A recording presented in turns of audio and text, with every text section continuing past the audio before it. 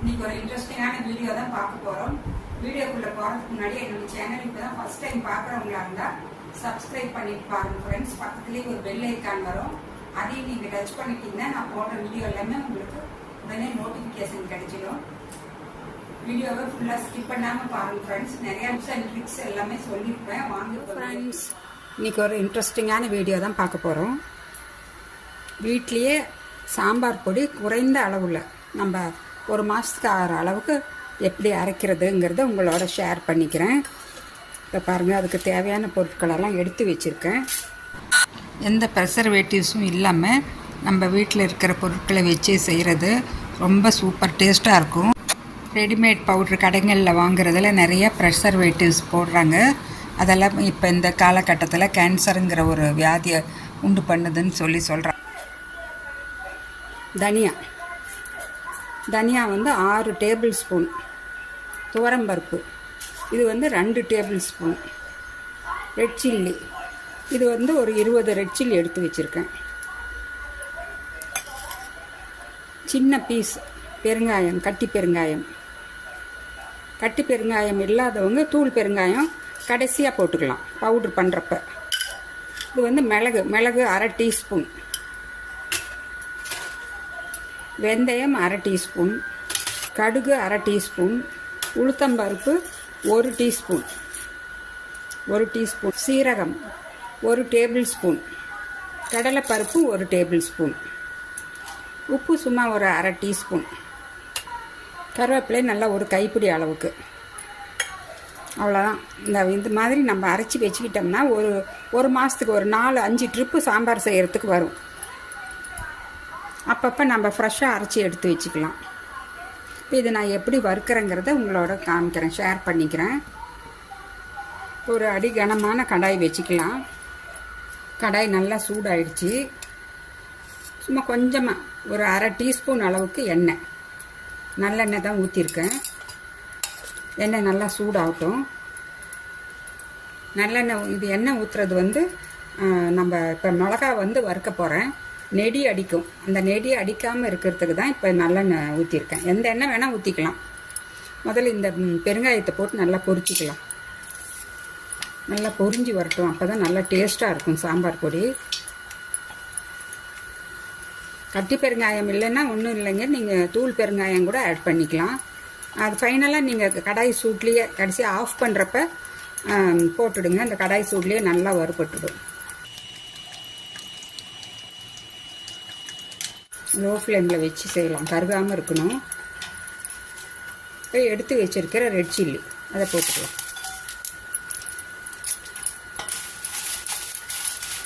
நான் வந்து பவுட்ரு பண்ணுறப்ப இந்த காம்பெல்லாம் எடுத்துடுவேன். இப்போவே எடுத்தோம்னா அந்த விதையெல்லாம் வெளியில் வந்து ரொம்ப காரில் அடிக்கும். அதனால காம்பு எடுக்காமல் இப்போ நான் வந்து வறுக்கிறேன்.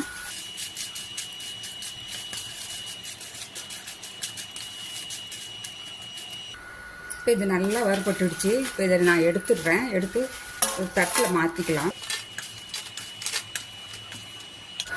இதுலேயே இந்த தனியாவை போட்டு வறுத்துக்கலாம். தனியா வந்து நல்லா சூடாகி நல்லா வாசனை வரும், அந்த அளவுக்கு வறுத்துக்கலாம். இப்போ இந்த தனியா நல்லா வறுபட்டுடுச்சு பாருங்கள், நல்லா வாசனை வருது. இதையும் எடுத்துடலாம். அதே இந்த மிளகாய் தட்டிலேயே அப்படியே மாற்றிக்கலாம்.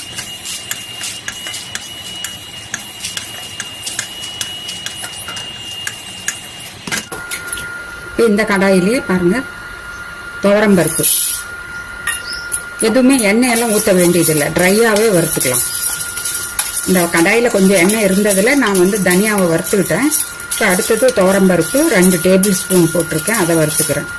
எல்லாமே லோ ஃப்ளேம்லேயே வச்சு வறுக்கணும். இப்போ இந்த துவரம்பருப்பு நல்லா வறுபட்டுடுச்சு. இதையும் எடுத்து ஒரே தட்டில் மாற்றிக்கலாம்.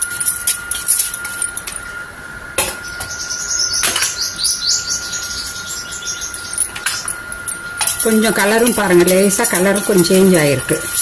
அந்த அளவுக்கு துவரம்பருப்பை நல்லா வறுத்துக்கணும். அப்போ தான் அந்த அரோமா சூப்பராக இருக்கும் சாம்பார் பொடியில், கருகாமல் இருக்கணும். ஆனால் இந்த மாதிரி அடிகனமான ஒரு கடாய் மாதிரி வச்சுக்கோங்க. நான் இப்போ வச்சுருக்கிறது வெண்கல கடாய். அது நல்லா வெயிட்டாகவும் நல்லா கனமாகவும் இருக்குது, அதனால் அதில் வச்சு செய்கிறேன். இதில் செஞ்சாலே ஒரு டேஸ்ட்டே ரொம்ப சூப்பராக இருக்கும். அதனால தான் இதில் வச்சு செய்கிறேன். இப்போ இதை மாற்றிக்கலாம். அடுத்தது இந்த கடலைப்பருப்பு 1 டேபிள் ஸ்பூன்.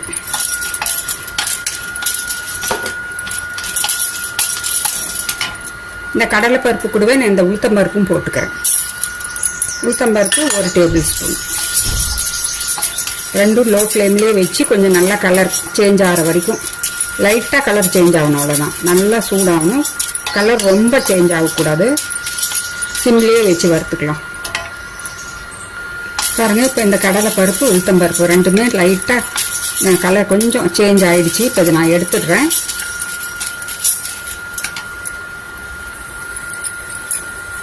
இதில் இந்த சீரகம் 1 டேபிள் ஸ்பூன், அதையும் நல்லா வறுத்துக்கலாம். இப்போ சீரகம் நல்லா வறுபட்டுடுச்சு, நல்லா வாசனை வர்ற அளவுக்கு வறுத்துட்டு இருக்கேன். இப்போ இதையும் எடுத்துடலாம். இப்போ இதில் இந்த மிளகு 1/2 டீஸ்பூன், அதை வறுத்துக்கலாம். இந்த மிளகு நல்லா சூடாகி நல்லா வறுபட்டுடுச்சு, இதையும் எடுக்க போகிறேன். இப்போ இந்த வெந்தயம் 1/2 டீஸ்பூன், அதையும் வறுத்துக்கலாம்.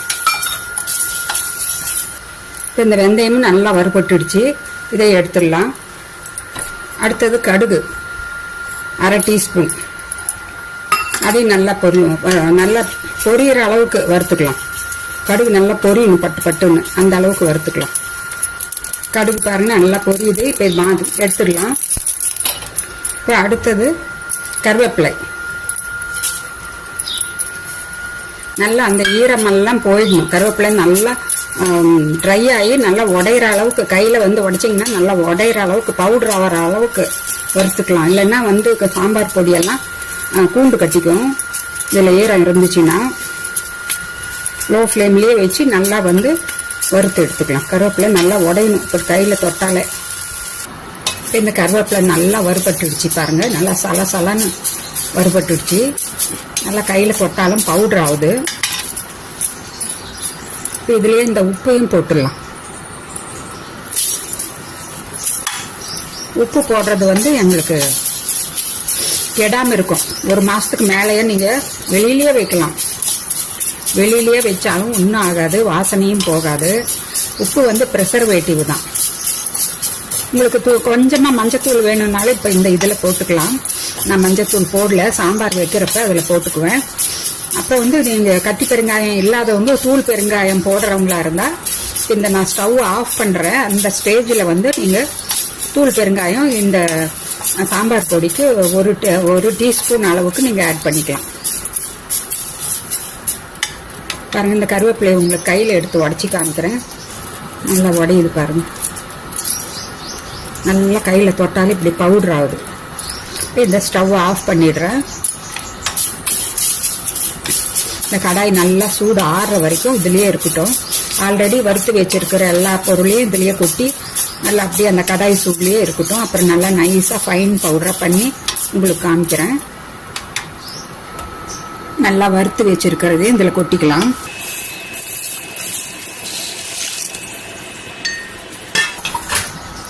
நல்லா கலந்து விட்டு அந்த கடாய் சூடில் அப்படியே இருக்கட்டும். நல்லா அந்த கடாயில் இருக்கிற சூடு எல்லாமே ஆறுற வரைக்கும் அப்படியே இருக்கட்டும். இந்த பொருள் எல்லாமே நல்லா சூடாகவே இருக்கும். ஆறுனப்புறம் நல்லா பவுடர் பண்ணிக்கலாம். பாருங்க, சாம்பார் பவுடர் நல்லா ஃபைன் பவுடராக அரைச்சாச்சு. நல்லா கலர்ஃபுல்லாக நல்லா ஆர்கானிக்காக நல்ல வாசனை கம்மன்னு வருது. அரைச்சி எடுத்தாச்சு. எந்த விதமான ப்ரிசர்வேட்டிவ்ஸும் போடாமல் வெறும் உப்பு மட்டும்தான் போட்டிருக்கேன், கெடாமல் இருக்கிறதுக்கு. ரொம்ப டேஸ்ட்டாகவும் அரோமா சூப்பராக இருக்குது. எங்கள் வீட்டில் செஞ்ச சாம்பார் பொடி இது கண்டிப்பாக எங்களுக்கு 1 மாதத்துக்கு மேலேயே வரும். ஒரு 4-5 ட்ரிப்பு சாம்பார் செய்கிறப்ப இதை யூஸ் பண்ணிக்கலாம். அப்பப்போ வேணுங்கிறப்ப வீட்லேயே ஃப்ரெஷ்ஷாக ரெடி பண்ணிக்கலாம் நாங்களே. இது நீங்கள் ஒரு கண்ணாடி பாட்டிலில் போட்டு நல்லா சூடு ஆறுனப்புறம் கண்ணாடி பாட்டிலில் போட்டு ஸ்டோர் பண்ணிக்கணும். பிளாஸ்டிக்லாம் போட்டால் அந்த வாசனை போயிடும். இந்த வீடியோ பிடிச்சிருந்தா ஒரு லைக் பண்ணுங்கள், சப்ஸ்கிரைப் பண்ணாதவங்க கமெண்ட்ஸ் பண்ணுங்க ஃப்ரெண்ட்ஸ். நான் மறுபடியும் அடுத்த ஒரு இன்ட்ரெஸ்டிங்கான வீடியோவில் சந்திக்கிறேன். பை.